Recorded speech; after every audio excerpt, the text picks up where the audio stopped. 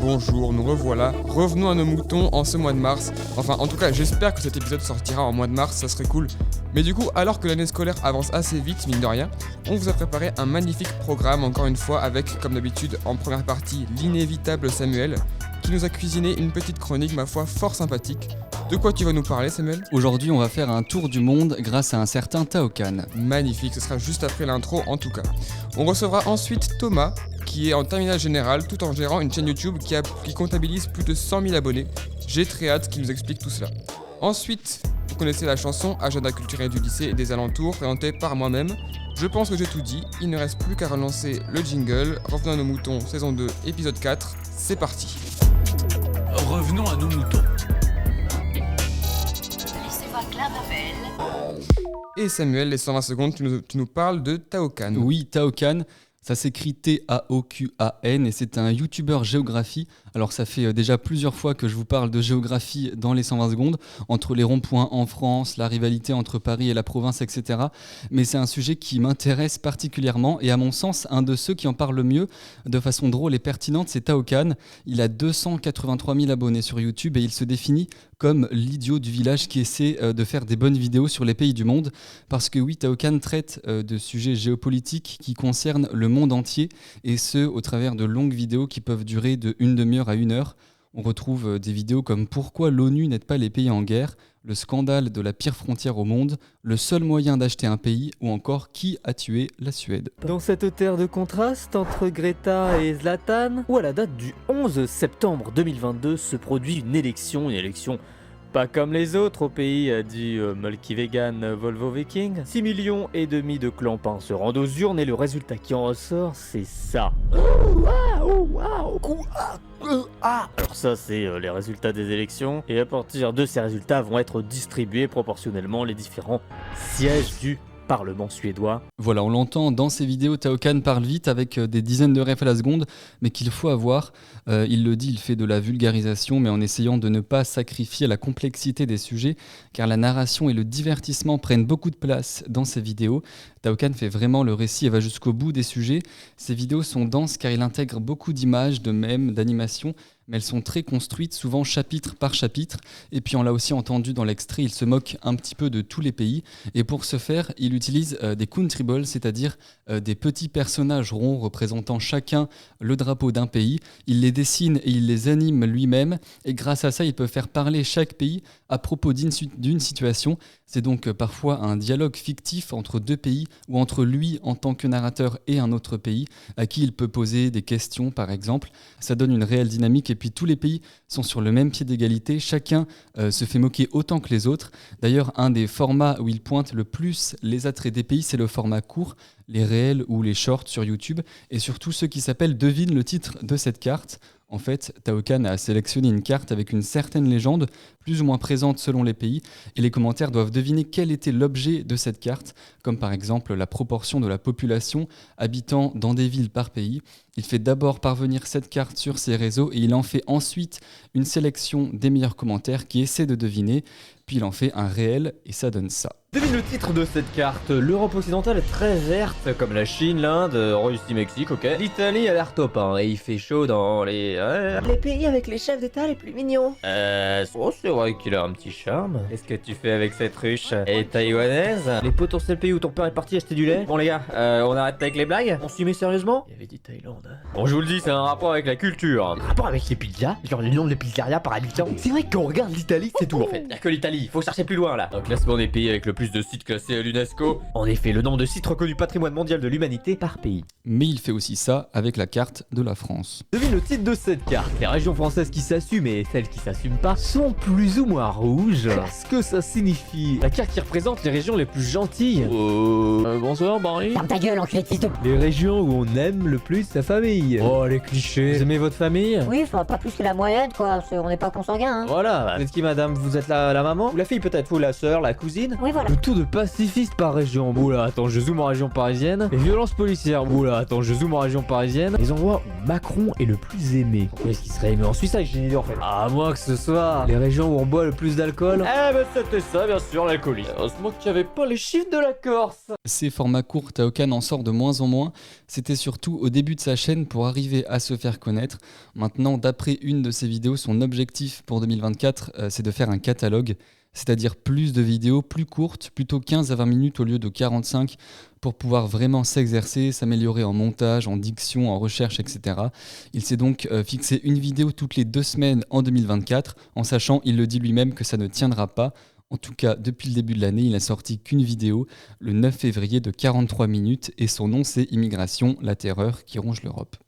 Et bah très intéressant, merci Samuel. On passe maintenant au main event de ce podcast, l'interview avec Thomas. Revenons à nos moutons.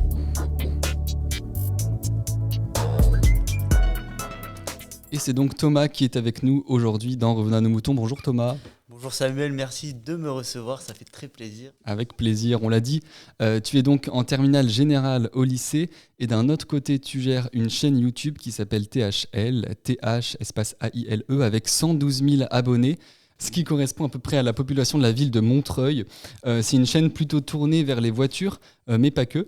Tu as déjà fait plus de 500 vidéos en faisant très régulièrement, à peu près une par semaine, parfois plus. On va donc pouvoir revenir avec toi sur le défi qui est de gérer une grosse chaîne YouTube tout en étant en terminale. D'abord, est-ce que tu pourrais te présenter en expliquant et en décrivant ton contenu, ce que tu fais? Alors me présenter, moi je m'appelle Thomas, du coup, comme il l'a dit, je suis en terminale générale. Et mon contenu, comment je pourrais le décrire finalement au début, j'ai commencé sur Fortnite pendant plus de 2 ans. Et dans des grandes vacances, avant de passer au lycée, je me suis dit que j'allais vraiment faire quelque chose qui me ressemblait. Et c'est là que j'ai commencé à faire des jeux de voiture. Et petit à petit, au fil des vidéos et des années, j'ai commencé par un seul jeu. Et au final, je me suis élargi sur tout ce milieu-là. Et maintenant, à l'heure actuelle, ce que j'essaye de faire, c'est plutôt de me diversifier, essayer de passer peut-être sur du contenu dans la vraie vie et de multiplier mes expériences pour pouvoir faire ce que j'aime le plus. Donc au tout début, tu commençais sur Fortnite. À quel moment tu t'es dit je vais faire cette chaîne YouTube, mettre des gameplays Fortnite, etc. Est-ce que c'était un besoin, c'était une envie, c'était quoi? En fait, durant mon enfance, j'aimais bien regarder YouTube, tout ce qui est des youtubeurs, etc. Mais ce qui m'a vraiment lancé, c'est le fait au collège d'avoir un ami qui avait lancé une chaîne YouTube et il avait une de ses vidéos qui a fait beaucoup de vues. Et à ce moment-là, je me suis challengé et je me suis dit que moi aussi, j'allais finalement lancer ma chaîne YouTube, même avec les peu de moyens que j'avais. Et c'est comme ça que ça a commencé finalement. Et donc du coup, tu avais une inspiration chez les youtubeurs à la base. C'est ça, Tu c'est ça. Tu regardais quoi? Je regardais principalement Inoxtag et Michou, tout ce qui est le bouseux, c'était du mainstream, pas forcément de thème en particulier. Et quand j'ai commencé à jouer à Fortnite, du coup, je commençais à regarder toutes les chaînes qui parlaient de ce jeu, etc.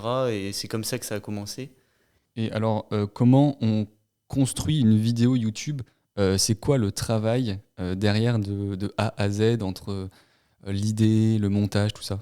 Alors, dans un premier temps, il faut chercher des idées. Donc, c'est-à-dire qu'il faut essayer d'explorer un petit peu dans ses pensées quelles idées pourraient plaire aux abonnés, quelles idées on a envie de faire et trouver surtout des concepts originaux qui n'ont pas été faits. Donc, il y a toute une phase de recherche et de prospection où on regarde si les vidéos ont déjà été faites, on s'inspire de nos propres contenus pour voir si on réutilise des choses qui ont bien marché, par exemple. Après, il y a le moment du tournage. C'est là où se passe le gros du travail parce qu'il faut mettre en place toutes les caméras. C'est là où il faut parler. Donc, souvent, je me crée par exemple une structure où j'ai déjà rédigé à peu près qu'est-ce que je vais faire à tel moment. Et c'est surtout de savoir tenir le spectateur, donc savoir faire de la durée de visionnage, on va dire. Après, le tournage, c'est quand même une part assez restreinte. Enfin, c'est réduit comparé au montage. C'est vraiment ça qui me prend le plus de temps. Un tournage, je dirais que ça peut prendre entre 1h30 et 4h, alors qu'un montage, en fonction des vidéos, ça peut aller de 7 à 15 heures. Donc c'est ça vraiment qui prend le plus de temps. Et du coup, au montage, il y a plusieurs étapes. Il y a l'étape qui consiste à réduire tout ce qui est des répétitions, enlever tous les blancs. Après, il y a l'étape de l'habillage musical où on met quelques musiques pour dynamiser. Et après, il y a la partie que je préfère, c'est-à-dire mettre les effets, mettre des transitions, etc. Et il ne faut pas négliger aussi la partie des miniatures, parce que sur YouTube, avant de cliquer sur une vidéo, vous êtes attiré par une genre d'image qui vient normalement vous donner envie de regarder la vidéo, enfin j'espère. Et donc ça, moi, c'est un travail que je ne fais pas, que je laisse faire à un graphiste qui est plus compétent dans ce domaine. Donc il y a aussi cette gestion de savoir envoyer les idées. Par exemple, moi, je fais des schémas à mon graphiste. Et ça, normalement, ça prend pas tant de temps que ça. Et après, bien sûr, il y a le moment de la publication où il faut remplir tous les champs nécessaires sur YouTube et programmer sa vidéo à une heure qui réunit le plus de monde. Donc, par exemple, le week-end ou le mercredi après-midi. Voilà, voilà. Mais du coup, tu disais un truc pour plaire, une vidéo pour plaire aux abonnés. Est-ce que du coup, il y a un public visé particulièrement, je sais pas, une tranche d'âge avec tes vidéos, quelque chose comme ça? Alors avec mes vidéos, vu que je suis encore sur les jeux de voiture, c'est difficile de toucher du public assez mature, on va dire. Je pense que je me classe quand même assez bien parce que j'ai quand même beaucoup de jeunes, mais ils sont pas trop petits, on va dire. Ils ont plus de 10 ans à peu près. Il y a beaucoup d'entre eux qui ont déjà un volant, etc. Un volant pour jouer sur les jeux. Donc c'est quand même un public qui est à peu près de ma tranche d'âge, voire un peu plus jeune. Et du coup, vraiment, ta chaîne, elle a quand même pris pas mal d'ampleur maintenant. Comment tu gères une communauté? Parce qu'on sait que ça peut être vachement compliqué et que c'est une problématique. Comment tu gères ça sur les réseaux et puis même dans ta vie de tous les jours, quoi? Bah, pour l'instant, dans ma vie, je le ressens pas trop parce que je me fais pas reconnaître du tout, vu que ça fait pas longtemps que j'ai montré ma tête. Sinon, moi, je me mets pas mal de pression pour sortir les vidéos, etc. Mais finalement, la communauté, elle met pas du tout de pression. C'est-à-dire que si je poste pas de vidéo, personne va me dire que j'ai pas posté de vidéo. Donc finalement, c'est un peu une idée qu'on se crée de gérer une communauté. La communauté, finalement, elle est vraiment à l'écoute de ce qu'on fait et peu importe nos choix, elle nous suivra. Voilà, c'est sur quoi je voulais revenir. Après, il n'y a pas d'attente de la part des abonnés qui auraient envie d'avoir une vidéo toutes les semaines, par exemple, ou tous les jours. Enfin, même s'il n'y en a pas qui sort pendant 2 semaines, ils vont pas s'affoler, quoi. Enfin, c'est... Bah alors sur Instagram, tu as certaines personnes ça, qui vont venir prendre des nouvelles parce qu'ils Oui, s'inquiètent voilà. forcément. Quand il y a des concepts qui marchent, forcément ils veulent plus de vidéos, donc c'est là qu'on essaye de donner le maximum. Mais non, sinon ils comprennent les cours, ils comprennent que c'est compliqué de faire plus. Donc ils se contentent de ce qu'il y a et déjà normalement ils sont pas mal satisfaits. Et moi, je me posais une question. Est-ce que tu as ressenti déjà que tu avais justement, vu que tu une communauté assez jeune, est-ce que tu as ressenti que tu avais quand même une influence sur eux? Et est-ce que c'est quelque chose que tu essaies de gérer toi-même ou pas encore? Ouais, alors là où j'ai ressenti le plus que j'avais de l'influence, je dirais, c'est quand des gens me disent qu'ils ont acheté leur premier volant grâce à moi, parce que j'ai pu faire des comparatifs, j'ai pu faire beaucoup de tests de volants pour tester, parce que c'est quelque chose qui m'intéressait beaucoup, et quelque chose qui était à ma portée surtout. Et donc le fait que les gens achètent du matériel grâce à mes vidéos, ça veut dire que ce que j'ai dit, ça a eu une portée sur leur achat, sur leur vie. Et oui, moi j'essaie de faire vraiment très attention à ce que je promouvois parce que j'ai commencé à faire quelques partenariats. Donc j'essaie de prendre des choses moi que je trouve bien. Et ce que je dis, je fais très attention d'être authentique, par exemple, de dire les choses qui sont réellement comme ça. Juste avant, tu nous as dit que du coup, il n'y avait pas vraiment de pression pour toi parce que contrairement à d'autres, enfin des beaucoup plus gros youtubeurs, mais il y a des plus gros youtubeurs justement qui prennent des pauses ou qui s'arrêtent à cause de cette pression pour se renouveler dans leur contenu. Est-ce que toi, c'est quelque chose qui te fait peur peut-être pour plus tard ou déjà maintenant de ne pas avoir d'idée, je sais pas? Bah, en vrai, le fait d'avoir. Je pense que je vais pas être gêné par le fait de ne pas avoir d'idées, parce qu'il y a toujours des idées qui viennent. Le plus compliqué, c'est toujours d'avoir des bonnes idées et des idées qui renouvellent. Et sur ce point-là, bah, en fait, on travaille pas mal. C'est-à-dire que les vidéos qui marchent pas, elles permettent des remises en question. Et en vrai, je pense pas être à court d'idées du jour au lendemain. Il y a toujours des choses qui nous viennent. Et même si ça marche moins, on pourra toujours continuer. Du coup, tu as parlé de partenariat avec des marques. C'est quoi ton rapport avec les marques quand tu as 18 ans et que tu dois gérer toi-même, du coup, j'imagine, les mails, la communication, le rapport, etc. Bah c'est ça, alors là, je vais pas tarder à créer mon entreprise. En fait, j'attends de recevoir tous les papiers de mes 18 ans et je vais créer ça dans les prochaines semaines pour pouvoir officialiser un petit peu tout ça. Sinon, il passe par une adresse mail professionnelle que j'ai renseignée sur ma chaîne. Et du coup, c'est moi qui sélectionne finalement tous mes partenariats, etc. En jugeant est-ce que c'est sérieux ou pas, en regardant des analyses des produits, par exemple. Là, par exemple, j'ai eu des marques de volants qui m'ont contacté. Je suis allé voir des tests pour savoir si le volant était bien ou pas, avant même de collaborer. Après, il y a toute une phase de discussion où on vient négocier le contrat, où on vient prendre des informations chacun l'un sur l'autre. Et ensuite, vient le moment du contrat où c'est là que tout est officialisé, où on dit sur un papier qu'est-ce qu'on doit faire dans des délais précis, etc. Et quand chacun signe, c'est là où c'est vraiment engagé et là où le partenariat commence vraiment finalement. Et alors justement, ce rapport avec les marques, sitôt, ça prend du temps. C'est pas trop difficile de gérer une chaîne YouTube avec les cours justement en terminale générale. Tu t'organises comment? Alors au niveau des marques, c'est pas ce qui me prend le plus de temps parce que je fais pas Ok. beaucoup de partenariats, c'est plutôt le montage qui me prend beaucoup de temps. Au niveau de l'organisation, j'ai de la chance d'avoir une bonne concentration en cours, ce qui me permet de pas avoir à trop réviser chez moi. Euh, Après, je dirais que c'est quand même beaucoup de sacrifices, même si enfin, je fais du sport très régulièrement, c'est quand même dur au niveau vie de famille. Je vois pas beaucoup mes parents, enfin, je reste vraiment beaucoup dans ma chambre à faire du montage. Il n'y a pas de temps mort et sur le sommeil aussi, c'est pas mal compliqué, même si j'essaie de conserver un rythme de vie supportable sur le temps quand même. Et tu essaies de travailler aussi au maximum au lycée, c'est ça? Alors c'est ça, Entre là, les pauses, pendant les pauses?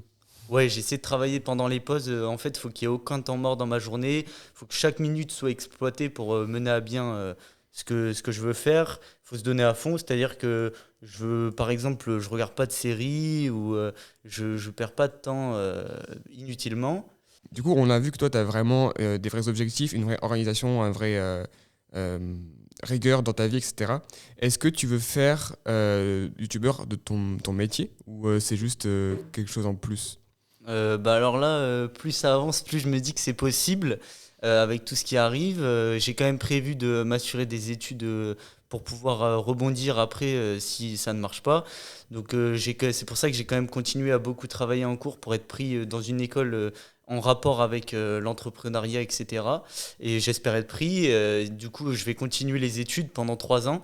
Sinon, après, non, je me vois quand même pas travailler dans une entreprise. J'aimerais vraiment être à mon compte dès le début, dès la sortie d'études, pour faire de YouTube mon métier, en fait, finalement. Est-ce que tu as rencontré des gens grâce à ça, grâce à cette activité? Pour l'instant, les rencontres, elles se sont faites virtuellement, surtout.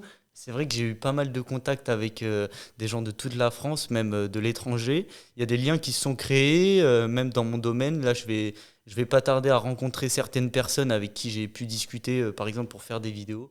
Donc oui, j'ai quand même fait pas mal de rencontres, mais pour l'instant, rien de très physique, même si c'est ce que j'aimerais à long Ouais. terme. On le voit sur ta chaîne, du coup, tes vidéos font souvent une dizaine de minutes, entre 8 et 20 globalement. Mais est-ce qu'il y en a eu des plus importants, des plus gros projets? Est-ce que c'est quoi ton plus gros projet jusqu'à maintenant? Moi, j'essaye de considérer toutes les vidéos comme le plus gros projet, mais Ok. effectivement, c'est vrai qu'il y a des vidéos peut-être qui sont difficiles à produire. Il y a des vidéos où il y a la pression pour un partenariat, par exemple. Moi, je dirais que les plus gros projets sont pas encore arrivés, c'est-à-dire qu'ils vont pas tarder. Je dirais que c'est dans le futur vraiment qu'on parlera de gros projets. Ce que j'ai déjà fait, c'est vrai qu'il y a eu des vidéos qui peuvent être considérées comme des gros projets parce qu'il y a eu beaucoup de matériel mis en place, beaucoup de montage, etc., beaucoup de travail là-dessus. Mais je ne considère pas encore que ce sont des gros projets. Je pense que c'est plutôt dans l'avenir qu'on pourra considérer comme ça. Et tu nous l'as dit tout à l'heure aussi, il y a 5 mois, du coup, tu as montré ta tête. Pourquoi avoir choisi de la montrer maintenant, ou alors pourquoi avoir choisi de ne pas la montrer dès le départ? Alors au début, c'était plutôt pour des questions de protection, pour Ouais. pas à l'école me faire reconnaître ou quoi, vu que j'étais très jeune et tout, et même je savais que ça allait me suivre plus tard. Et là, finalement, il y a 5 mois, j'ai vraiment eu besoin de me libérer, de montrer ma tête, parce que finalement, c'est quelque chose qui me freinait dans les vidéos. Je pouvais pas m'exprimer librement à travers juste mes mains ou un volant. Il fallait vraiment l'expression du visage. Et vu que j'envisage de plus en plus de me diversifier sur du contenu dans la vraie vie, c'était pas possible tout simplement de ne pas montrer sa tête. Et je pense que c'est quelque chose qui m'ouvrira de nouveaux horizons et qui a déjà commencé d'ailleurs à le faire.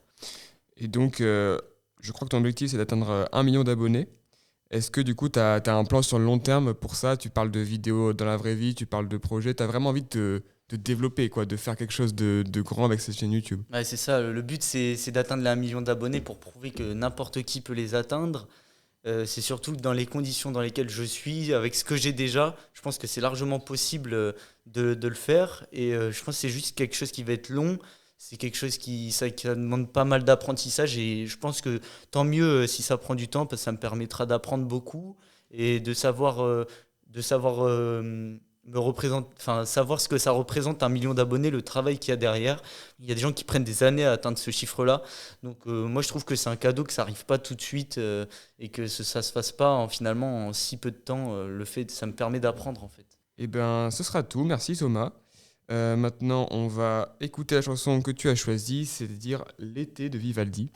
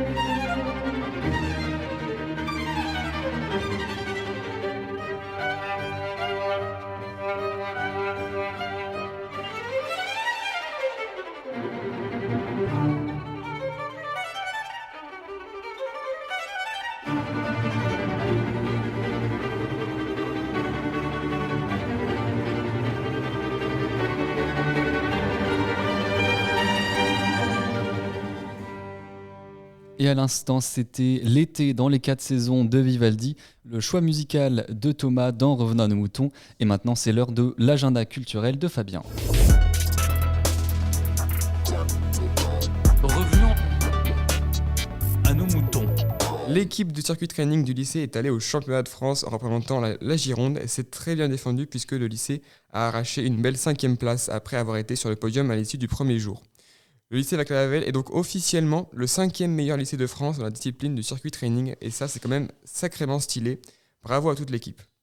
Bon sinon pour tout vous dire, j'ai eu un problème en écrivant cette chronique. Mon problème c'est que je suis un nerd et que j'aime pas particulièrement sortir de chez moi.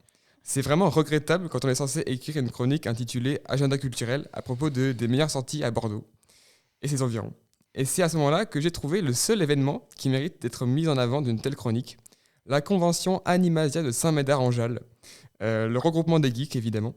Comme son nom l'indique, c'est une convention centrée sur la pop culture asiatique, jeux vidéo, animés, arts martiaux, etc.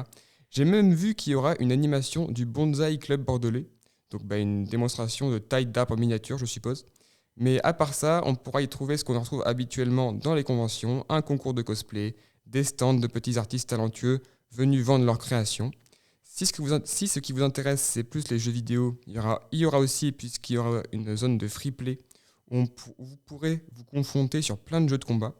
Il y aura aussi des démonstrations de kendo, d'arts martiaux, enfin bref, si la culture japonaise vous intéresse, c'est une occasion de passer des bons moments avec ses amis, de voir des déguisements incroyables et de dépenser beaucoup trop d'argent dans des produits dérivés.